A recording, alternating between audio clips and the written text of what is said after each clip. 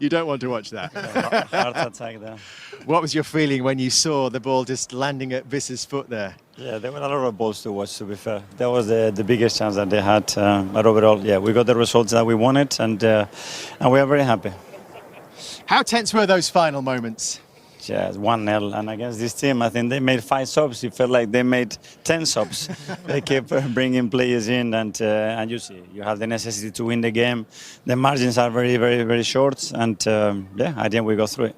What did you think of your team's performance, though, today? There were moments. There were moments in the first half. There were moments in the second half. Certainly, we had so much discipline and courage and great habits defensively. But with the ball, there are moments that we have to do much better. We want to be much more dominant in the game. With the ball, or yes, yeah. With the ball, yeah.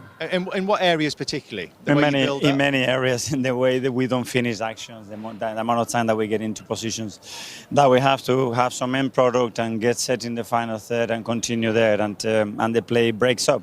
But the important thing is the reaction to those plays when that happens. Mikel, it's only the second time Odegaard and Eze have played together. Is that now like all in, get the best players on the pitch, or is it just the way it's just worked out? Well, they haven't been available much in this season, so that's been a big part, I think, with Kai and Bukayo. They never played together, which is incredible. So we had to manage a lot of situations this season.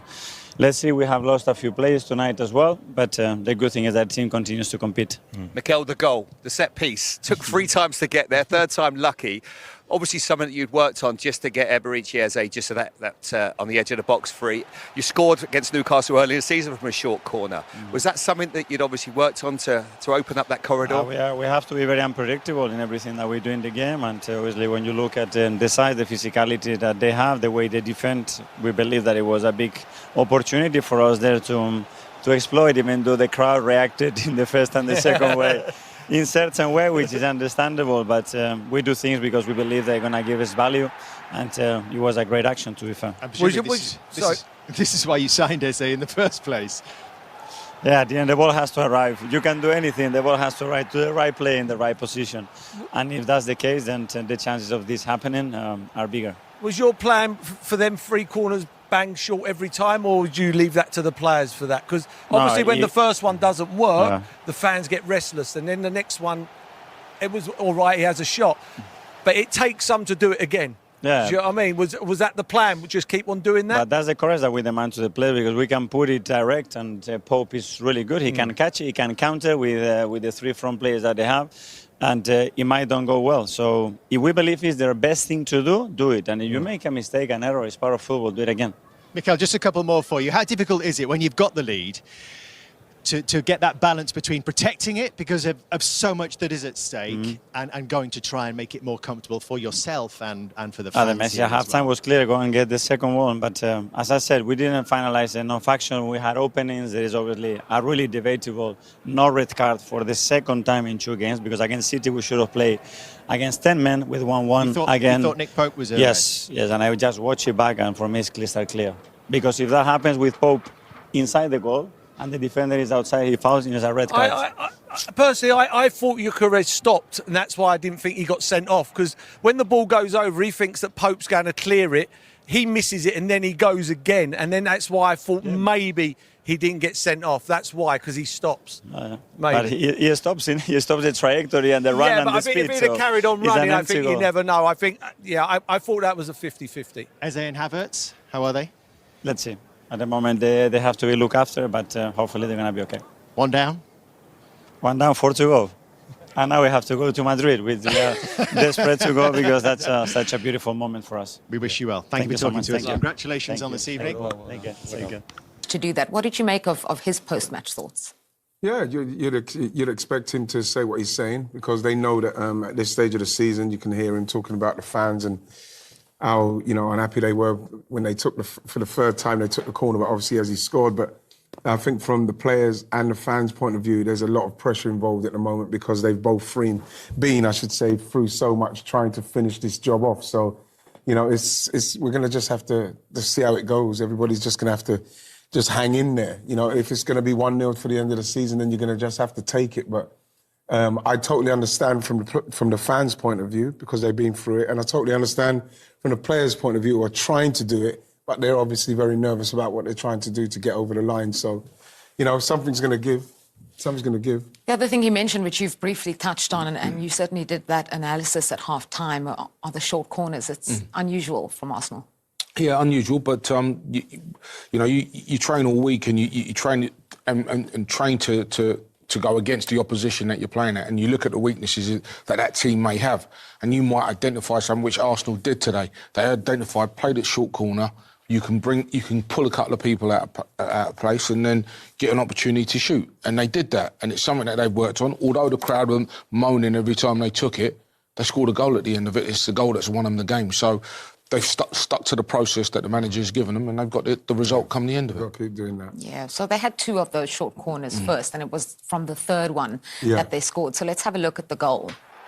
Well, you can see what's happened is that Willock is going all the way in with Ødegaard because he's followed him before, but then the ball goes, that then leaves a massive space. If you see the massive space there, you can see it. So Willock comes all the way with Ødegaard, who's got no intentions of getting the ball. Now he passes it straight into Ødegaard, who's got oceans of space, and then you can see the amount of time and space that Eze's got, and he rolls this to him perfectly. And then we're talking about a world-class player for me. And then when you're looking at that, you're seeing Kai Havertz, who's coming and getting the ball off the corner, and you're thinking to yourself, that's the person that's supposed to be playing centre forward. So none of the centre forwards had gone with him, so he had all the time in the world to turn and then play the ball to Eze. So I think it was a really well worked corner routine that they used today. And the thing with it as well, like, they know that they've got big players in there, so they want to keep it away from someone like a Dan Burn, because I think they scored a goal against them with a short corner that we saw earlier on as well, because they know that if you put it in there, there's a good chance that the size of the goalkeeper, Dan Burn, and the other guys that are in there, the big guys that's in there, Botman, and that, they know that they'll clear it or something. So they've tried something else to the point where they've done it 3 times on the spin, and it's worked. So as long as they can do this now and stick to what they believe in and what they've been working on the training ground, then they'll get through it. Yeah, for Arsenal, and then he went off. He was injured, just after the half-hour mark, and this is Havertz going pretty much straight down the tunnel. He only just started against City for the first time in a long time. This injury, how concerned are you? I'm quite concerned when you consider that he's broken down again. You can see how disappointed. You could tell as well, Les, when you see somebody walking off like that. You know, you see the difference in Eze walking off and the difference with Havertz walking off. You can see that Eze's saying, I'm all right, I've just felt a little something. It's precautionary, and they've probably been told that. But Havertz, you can see that, you know what I mean, that looks like a lengthy one. Yeah, that looks like a reoccurrence of whatever he's had before. Yeah. Just tell by his face and the way he walks off and straight down the tunnel that don't expect to see him anytime soon. What does he bring to Arsenal? Because, we saw his involvement in the first goal. And I think that's what it is. He leads the line really well. Holds things up, gets himself into good positions where he can link the play for Arsenal. And that's what they're missing with, Victor has come in and hasn't quite been able to link it as well as Havertz. And when he's there, you can see that Arsenal have a focal point up front and they can play off him.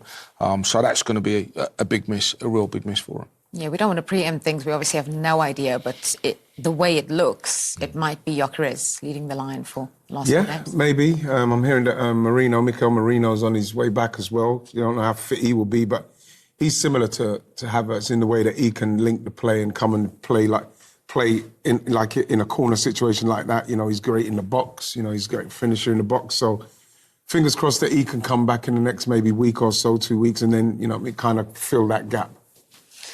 We talked about how nervy it was at the end because Newcastle did create opportunities, none more clear than this from Yohan Wissa. Cool. I mean, as I said earlier on, they don't have a good record at the Emirates. But as a centre forward, he's missed a lot of the season, and you can look at it and say he probably just hasn't got that sharpness at the moment. But that's an incredible chance. The thing is Les, with Voltemade, that is brilliant from him. He doesn't need to go down, Les. He does. You're going to sky that because he's going down now instead of standing up and just side foot it over to the left hand side. It's the kind of finish, Les. That's the kind of finish there, Jules, of somebody who's desperate to score. He couldn't wait to fall on it. He wanted to volley it in spectacularly where all he needed to do, because the goalkeeper's kind of in no man's land there. You just go side foot it in there. You and the goalkeeper might clash, but you will get there first. You can see he's got to the ball first, Les. And this is a great opportunity. Just need to side foot it. Just side foot him. there's no need to go to ground. There's no need to, because going to ground means you're going to lift the ball, and that's exactly what he did. It's just it's horrible. Arsenal got away with one there, without a shadow of a doubt. They got away. That was horrible to see because, again, it's a massive lack of composure for somebody that's cost quite a few quid for him. 55 million. 55 million. He should be scoring that. Yeah, we'd be talking a very different story right now because Arsenal are top of the table ahead of Manchester City, who were in FA Cup action a little bit earlier on, actually the same time as Arsenal. That is confirmation that City are through to the FA Cup final. They had to come from a goal down. Finn Azaz giving Southampton the lead in the 79th minute, but Doku and Gonzalez in the space of 5 minutes turning that game on its head. It's important for City, obviously, because they're into the final, but it's also important for the Premier League because this is what it means for the rest of the season now, with the FA Cup final being on the 16th of May. So City will not play on the penultimate weekend of the season. These are the upcoming fixtures, and it means that City Bournemouth and City Crystal Palace are those two fixtures in the Premier League that still have to be confirmed. Does that impact the race, and how? Well, the thing is that City know how to navigate this, even regardless of, playing in the FA Cup and, having to play the game at different times. It won't make any difference to them in respect to the players and what they know what they need to do because this is the Premier League. We're talking about a team that's been able to do it 4 times on the spin. So I'm not sure they're bothered about how many games they'll have to play if they can get this done. They'll be chasing Arsenal down to the end for me, regardless of how the fixtures pan out. And they made quite a few changes for this fixture today. Yeah. And those boys that came off the bench who haven't been playing turned up today and got a victory. And they're playing with a swagger at the moment, a confidence that, Arsenal were playing at the start of the season, and I think that's what all the supporters want them to get back to, that swagger. But Man City look pretty much in control of what they're doing at the moment. So Arsenal play Fulham before Manchester City return to Premier League action against Everton next time out. And that Fulham game, another London derby for them, it is at home.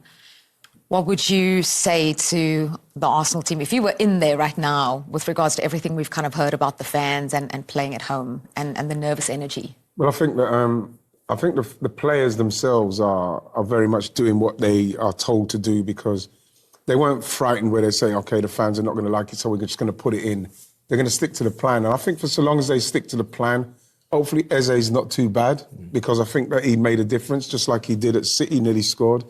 But him, Havertz, who obviously is out now, which is it's a real blow, and Erdegaard, I knew that with them free playing, we're going to create the kind of chances. So now we're going to have to find somebody else to step in where Havertz was to try and create those chances because Fulham is going to be a tough game. It's another London derby. And, they've caused us problems before. So it's going to be a game where they're going to have to be resolute again. They're going to have to take the chances. And hopefully there'll be more chances and more goals for Arsenal because you just want to relax. Fans need to relax in the stadium as well. And it's up to the players to maybe give them that. It's up to the players to give them that. So he could come into areas as well. But you'd like to have that other one as an option. So it didn't look good, to be honest. Eze maybe less so, he might be okay, but I didn't feel that Havertz was going to be okay for a couple of weeks, but I'm not a doctor. But he was really honest there, wasn't he? And that is not a manager that's pleased with the way his team's performed this evening. Yeah, I understand what he said. I mean, the one for me was when Gyökeres went down the left, he's just got to roll it across. Yeah. It's, them little moments, that they could have gone up the other end and scored then. You've got to take care of them moments. And I think it's concentration. Again, nerves gets the best of you. You ask any footballer, if it's one thing you could bottle up, it would be confidence. And sometimes for a team that are top of the league and in the semi-final of the Champions League, they don't have that swagger. They don't have that, you're not going to beat us, we're going to steamroller you. And I think that's the biggest worry at the moment. But they got to get together and go. Semi-final of the Champions League and 3 points clear with 4 games to go is some going for a phenomenal. Fair play to them. Yes, but it's because of where they were, isn't it? That everyone's getting a little bit they've very, done it very 4 tense. years. They've done it 3 years on the trot. That's the problem. Now, and he thinks, of course, it could have been easier because he is, as you heard, is convinced that Nick Pope should have been sent off for this incident for denying a goal-scoring opportunity. And Merce, we heard your argument as well. And the VAR had another look at it, and they were of the view that the Newcastle defender there is going to stop Gyökeres having a shot on goal. When Gyökeres is what I said to Mikel, if you watch now, he stops. Look, And that's why. And He then stops, he but goes, he's trying to get round him, but he can't, can he? Yeah, but he gives up because he thinks that Pope's going to get the ball, and then he stops, and then he misses it, and he goes, "I'm going to go now," and then he pulls him down. But I don't personally think. I don't think that's a stonewall sending off, in my opinion. It wouldn't have surprised me one bit if he'd have sent him off. I think I can see why, Malik Chow has gone, he's sort of covering ground, but he stops himself. Don't get me wrong, he's extremely quick, but you can't judge it on how quick somebody is. It's just what's going to happen with the action. But I can see why, if he'd have sent him off, I don't think there'd been too many complaints. But it's not a clear and obvious opportunity. He's got a lot to do. He's not going to get there and then just roll it into the net. There's a lot to do. He's got to beat the defender. The question is the defender getting there first? I don't think They both stop. I don't know. I think that's the problem he there. has to stop Paul because he's getting fouled there. Well, and then he gets sent off then when he does that, if he runs quickly. But he doesn't. He goes and he stops. Yeah, it's done now. I mean, yeah, I didn't think it was stonewall, in my opinion. There was a lot to do. The ball's out. It's a long way into the thing. He's not going to wait it and roll it in from 30, 40 yards on the right-hand side. So for me, it wasn't clear and obvious. It would have been a much louder... clear and obvious opportunity to score. Was that today just an absolutely vital 3 points you had to get? Yeah, I think we knew coming into the game we had to bounce back after last week, and Newcastle was no pushover. Top team, top players, top manager. So to beat them home and away this season is massive, but today was a really big 3 points for us. That was some goal to win it for you, and there seemed to be a short corner plan, was there? Yeah, I think different teams set up differently at corners, and everyone thinks we're probably going to cross the ball all the time, but we had an overload always at the edge, so we exploited that. And there was one or two before that, before the goal went in, but what finished from Ebbs, he's got that in his locker, and so happy for him. 3 points ahead of City now, and you play again before their next game. Is it now over to you, Manchester City? No, it's just we've got 4 left, they've got 5 left. We knew after last week what we have to do. We have to win every game, and we can't focus on other people. We can only focus on ourselves. And yeah, we have a big Champions League semi-final Wednesday, so we turn to that now. Well done. Top man. Thanks. You were saying they're well said when he said they only have to focus on themselves. Yeah, because obviously the interviewer's got to do his job and ask him questions about what Man City are doing and how many games they've got, and you have to focus on yourselves now. This is the problem that Arsenal have had. Running in the running is that the players, and they've got to learn from the experience of failing at this stage, and I think that's what they're doing now. They're learning. They can't think about what's going on with Manchester City. They can't even think about anything other than the game, what's coming next. Obviously, once you do get to the Fulham game, then they're going to be thinking, yes, if we can win this, then we're 6 points, and then that really does put a bit of pressure on Manchester City to win games. But at the same time, you can only do your job in the moment. So I'm pleased that Declan's saying that, because that's what will be probably coming out of the dressing room. And that's how we should be. That's exactly how we should be thinking. You were saying they learn from the experience. And at the very start of the day, the two of you were having a conversation, and you asked Wrighty, how many players in this team have not had this experience? What were you thinking? Why did you ask that question? No, because, when you've had that experience of being in the lead and then someone's catching you, there is that nervousness within your group. When you haven't experienced that before, how many of the players, the new players, like you've got Eze, you've got Madueke, you've got Zubamendi, you've got these players that have never experienced that before, but they're starting to feel the anxiety the other players are feeling. And that's why I was asking the question, because sometimes someone coming in new can give a new perspective on it. But I'm not sure the players that we mentioned have got the personality to change that. Well, we just have a couple of seconds left. I do have to ask you, though, about this very big semi-final that Arsenal have coming up on Wednesday. Yeah, it's a big game. Obviously, going so deep in the Premier League and some of the Champions League, all I want is, get to the next round of that one. Just get to the next round and we see from there, because the next round's the final. So all I want is for them to do that, because we seem to be on the right road at the moment. Get past the semis, and then we can start thinking about it then. And finish the moment, which has been your mantra, I think, all day today, Paul. It was just about getting over the line. Yeah, it sounded a lot easier saying it than doing it. Yeah, I don't know. Was it harder than you actually expected it to be today? Yeah, I don't get it too often, but I could get the feeling. Even I was getting involved. The nerves were setting in, and it's not a nice watch. And I don't mean that in a horrible way with the team. I just think it's very, very nervy, very nervy. It's been so long that it's sort of unenjoyable, if you know what I mean. Do you know what I mean? Like, you should be enjoying these moments, but it's hard to enjoy at the moment because it's just so nervy. And that's with the players, that's with the fans, that's with everybody. You know, I'm not blaming anybody. It's not enjoyable at the moment. It's hard. But this isn't new, Jamie. This has been the case for quite a few weeks now coming here, hasn't it? Years. 2 years. 2 years, you're right, Paul. I totally agree. And you can tell yourself all you like. Pressure is a privilege. We're giving ourselves such an opportunity. But actually, when you're out there, sometimes fear can strangle you. It can take over you. And all the simple things that normally you just do because you've done it since you were 10, 11 years of age, you find so difficult. And that's what's happening with Arsenal right now. You know, individual mistakes or players maybe not having that final pass. And it just suffocates you. It stops you being the player that you are. And that's why it was so important today that there was one outstanding moment of real quality by Eberechi Eze that was the real difference. An absolutely incredible moment, exactly what they needed. And then, you know, you've got the back four to just hang on to that lead and a fantastic goalkeeper. A massive 3 points, and it's going to go on an awful. If they hadn't won today, you just couldn't see a way back for them.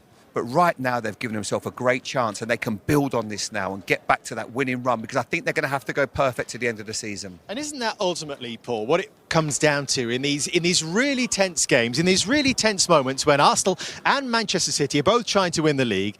It's those players with X factor, with a little bit of magic in their boots, who can make a difference, like a Cherki for Manchester City, and like an Eze, who could be that guy for Arsenal. Well, that's what they bought him for. They bought him for that magic. He's got the magic. He's a very talented footballer, plays with a lot of freedom. He plays with a lot of freedom.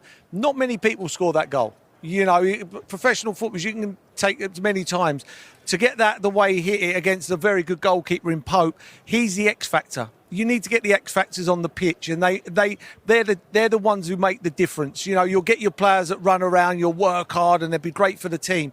But you have to that little bit of magic. You have to, otherwise nothing ever happens. So for me, you know, he's paid back everything in one go. Let's have a look how they managed to create an opening for Eberechi Eze on the edge of the box. And Jamie, this is something that we noticed in the first 9 minutes. They took 3 short corners, 6 before this all season, and it was almost like every time Odegaard was reinforcing the point to Madueke, because often we'd see Saka swing these in. Because keep going short. Exactly right, because what they're expecting, obviously, with Gabriel and Saliba at the back post, they're going to swing that one in. They're not expecting the short corner, and they're actually thinking, well, OK, we're fine. We've got a good position here. Eze has the shot on it, you know, on his left foot there, which is not his favoured foot. Now, this one, it works perfectly because they're actually thinking not going to do it again. You can see Havertz find himself in a really good position. He keeps the ball, sets it back perfectly. And Eberechi Eze, just watch how he opens his body up here, because he knows this time he wants it to be on his right foot. Just keep your eye on him. You can see that they feed it into Havertz. Now he's got an enormous amount of space if he can lay it back. He just opens his body now. Now he's just started to creep and just say, right, pass it onto my right foot this time. That short step to the left, and then he hits that so well. And as he hits it, you can already see he knows he's off. His body's taking him that way. That's flying into the top corner. Wonderful, wonderful technique. Just to be clear, is all that movement, do you think, choreographed? So they know if they can get Odegaard out there, they can get the marker to follow him. That will open up a little gap for Havertz, who knows behind him is Eze waiting. Oh, 100%, 100%. But fair play to Madueke and Odegaard, because the fans are getting restless after 2 of them. The first one went horribly wrong. Second one weren't great. But yeah, it's all done to take everybody in for him to be there on his own. And it's just a phenomenal finish. It's worthy of winning any football match, you know. And he's done that today, and that's what he was bought for. He was bought for them moments, because not many people on that football pitch could do what he done today. Do you think his football looks less tense than some of his teammates? Yeah, I'd say a little bit. I think as well, Odegaard as well. I thought at times it wasn't necessarily his best game, but I always felt when he had the ball, there was a bit of calmness about it. You know, he tried to find the right pass, and when Bukayo came on for the last 10, 15 minutes, they linked up nicely. But it's difficult. It's very easy for us to sit here. I've been in that position trying to win titles and giving away goals in the last minute, and set pieces, maybe someone hurting you, and you're thinking, we're so confident here, we should win, and all the messaging, and you can have all the videos, all the positive, you know, information given to you. Pressure can take hold of you, and the fact that they managed that game at the end was a great indictment of what they're trying to do here. Now, and I'm sure the manager will let's just keep ticking them off. Yes, you want to win 2-3-0 if you can and try and get your goal difference up because it might come down to goal difference. But right now, the objective was to get the 3 points. They did that with a moment of magic. Did that matter that they didn't push on? You know, when he scored the goal, I said to you, I went, it could be 3 or 4 or 5. Not really. I mean, long as they got over the line, I think if they'd have gone and scored late on Newcastle and drawn 1-1, and we'd be sitting here going, why didn't they go for it? But no, it was so important just to win today. Just important. I'm pleased for Eze because, you know, it's been hard for him in ways. You know, he played at Aston Villa away and he fell asleep at the far post and Cash put it in. Never played for a while. It's only the second time that he and Ødegaard have been in the starting lineup since then. Yeah, and that just tells you, I think now it's one of them where Mikel's got to go, you know what, I've got to get my talent on the pitch now. It's gone past that now where we're going to be tight and we're going to be solid, nick a goal. He's got to get his talent on. And today I thought Ødegaard just gives you that calming influence. When he gets on the ball, he's good in tight spaces and he just plays the game at his pace, never panicked. You know, he hasn't got back to the heights where he has at the moment. But that was good enough today. You know, he's a calming influence on the team. We talked about game management, Jamie, just a moment ago. Still, there was a lot of Arsenal fans that were drawing breath when Voltemade manages to fashion a little chance that Visser goes through. And it almost is the equalising goal. Yeah, absolutely. It was a good piece of play. Voldemar just keeps hold of it.